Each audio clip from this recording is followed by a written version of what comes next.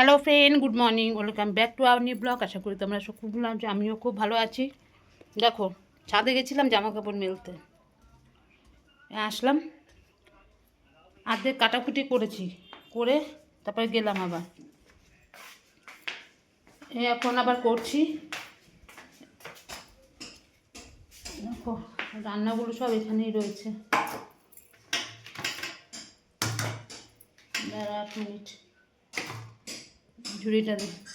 সকালবেলা এক পত্র রান্নাবান্না হয়ে এবার করছি, ওই যে কি বলে, এবার এখন ভাত বসাবো। সকালবেলা আলু, তারপরে সিম, মটরশুঁটি, পেঁয়াজ কলি দিয়ে একটা ভাজা করলাম, ডাল ছিল বলে করিনি। লাল শাক ভাজা করলাম, আর কালকে মাছ টাছ ছিল, কাঁচি মাছটা ঝাল করেছিলাম, সব রয়েছিল, ওই দিয়ে খেয়ে গেল, রয়েছে এখনও সব। এখন আবার করবো, ওই যে কী বলে, পুঁই শাকটা করবো, মাছের মাথা দিয়ে পুঁই শাক করবো। লাল শাক ভাজা হয়ে গেছে, পুঁই পাতা আছে, ছেলে বলছে মা একটু পুঁই পাতার বড়া করবে, একটু পুঁই পাতার বড়া করবো। ব্যাস, রান্না আমার অর্ধেক ভাজাভুজি সব হয়ে গেছে, খালি এগুলো করবো। অর্ধেক কাটা হয়ে গেছে, কুমড়ো টুমড়ো কাটা হয়ে গেছে, যে পুঁই শাকও কাটা হয়ে গেছে আমার। এখন খালি পুঁই শাকটা করবো আর পুঁই পাতার বড়াটা করবো, বুঝলে? আজকে এই হবে, ব্যাস, আর কিছুই না। ঠিক আছে, অর্ধেক রান্না আমার হয়ে গেছে, এখন খালি ভাতটা বসাবো। ভাতটা না বসালে এখন হবে। এই যে চাল নিয়ে নিলাম,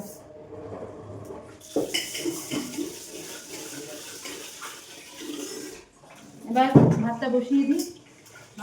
ওখানে কাটাকুটিগুলো করি। ভাত আর্ধেক হতে হতে আমার কাটাকুটিগুলো হয়ে যাবে। মাছের মাথা ভিজিয়ে রেখে দিয়েছি, মাছের মাথা দিয়ে পুঁই শাকটা করবো।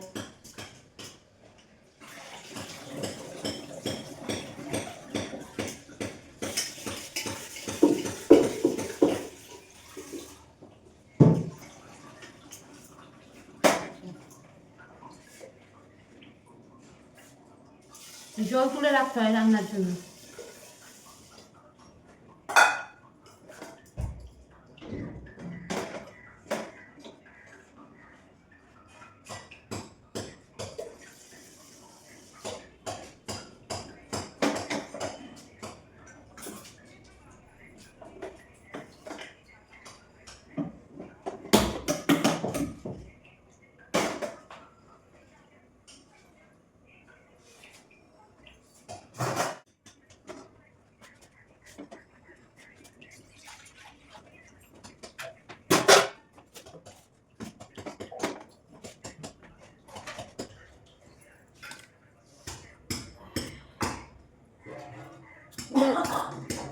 অর্ধেক কেটে ভাতটা বসাতে গেছে, আলু কুমড়োগুলো কাটছি, একটু বেগুন দেবো, ব্যাস, দিয়ে পুঁই শাকটা করে নিই।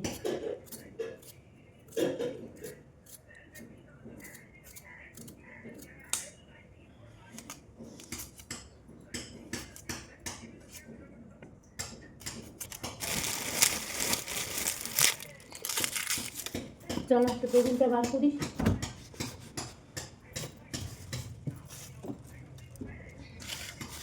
পুরো চারিদিকে একদম বিস্তর হয়ে রয়েছে, এই কেটে কুটে তারপরে সব গুছাবো।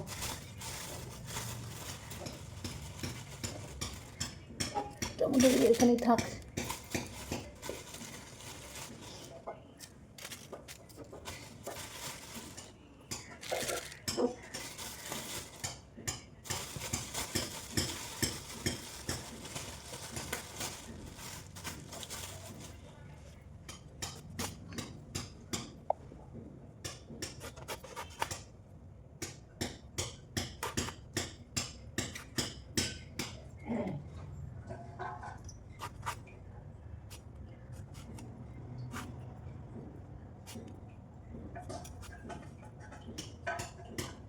ভালো যতই আনো না কেন, বেগুন রেখে দিলে পোকা হবেই হবে। দেখো, মাছের মাথা ভেজে নিচ্ছি।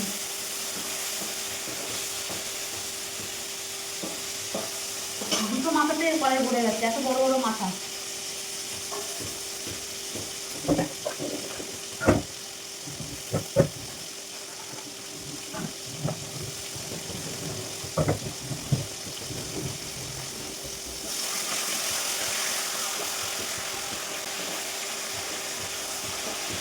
বুঝলি করে নিস রান্নাটা।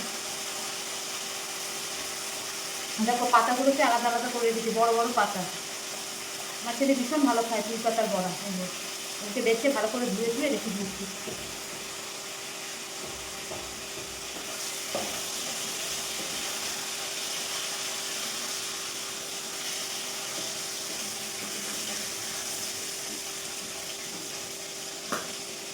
হাতে কি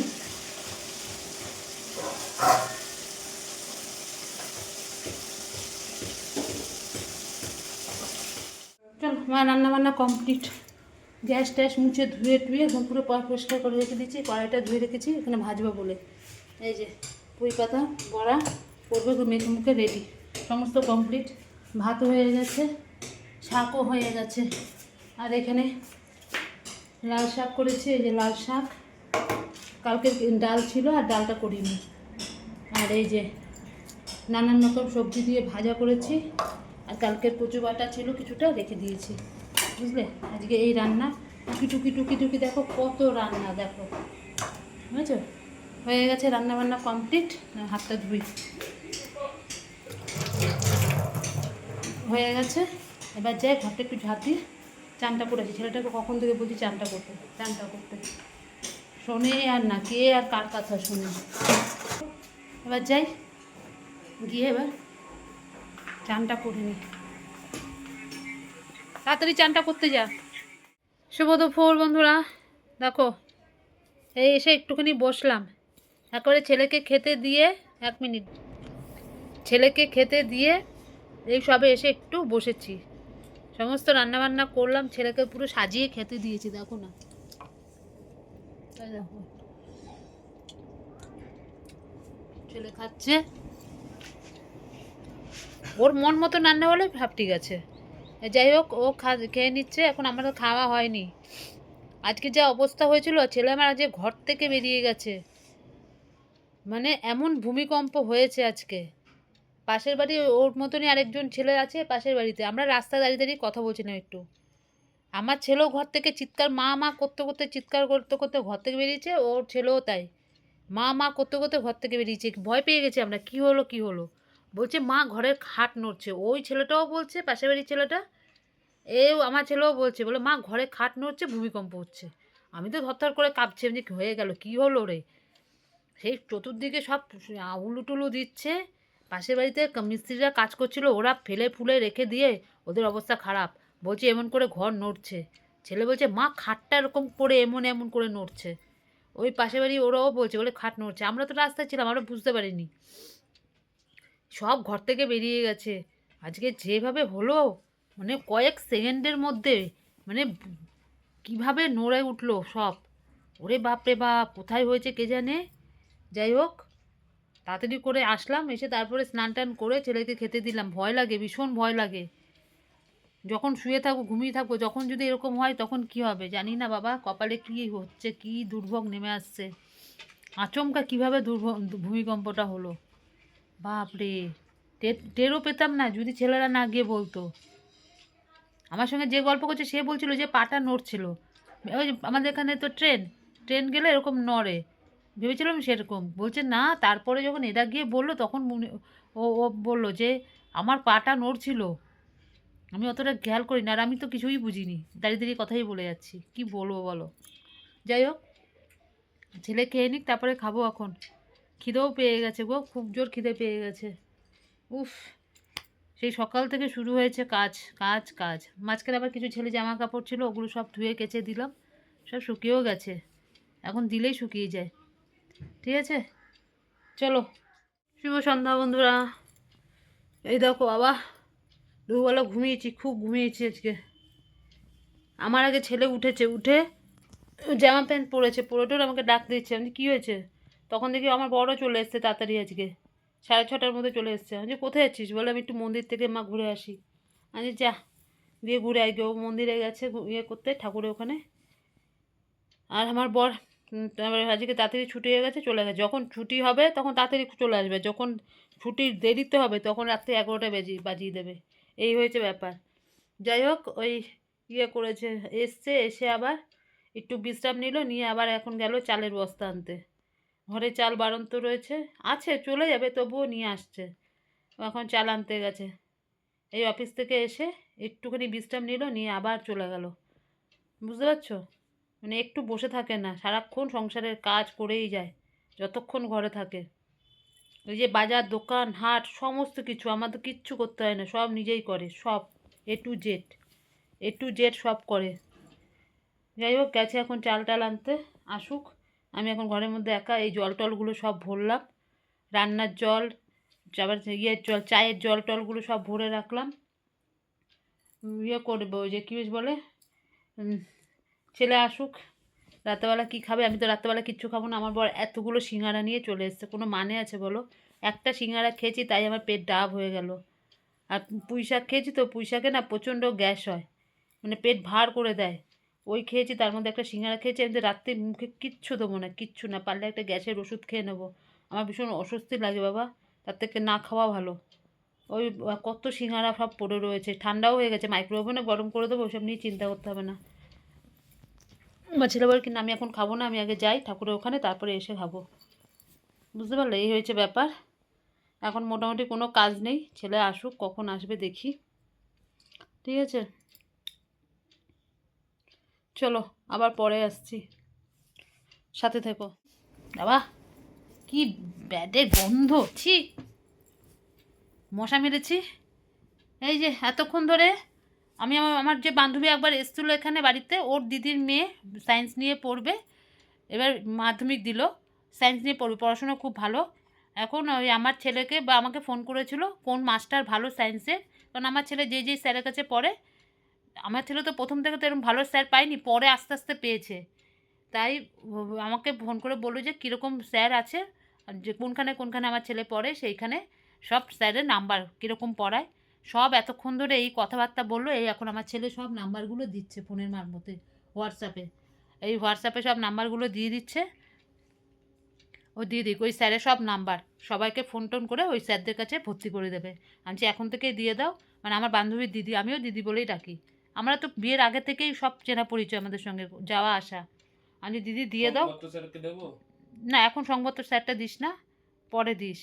এখন বললো ইংলিশ স্যার পেয়ে গেছে, সেটা বললো। যাই হোক, যেগুলো যেগুলো বললো ওগুলি দে, ফিজিক্স কেমিস্ট্রি বায়োলজি আর ম্যাথ, এই 5টা দিয়ে দে, 4টে।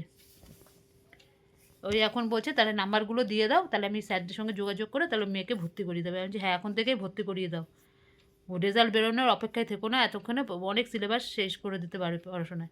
খুব ভালো যখন মেয়েটা। তারপরে আমার ছেলের অনেক বই টই আছে, আমি বললাম তাহলে ওগুলোও নিয়ে যাও, আমার ছেলে তো আর লাগবে না এখন, ওগুলো সব নিয়ে যাও, অনেক বই আছে, প্রচুর বই। একজন যদি পড়তে পারে, আমি তো বললাম না সেদিনকে, যদি কেউ নিয়ে নেয় আমি তাকে দিয়ে দেবো, আমি বলছিলাম।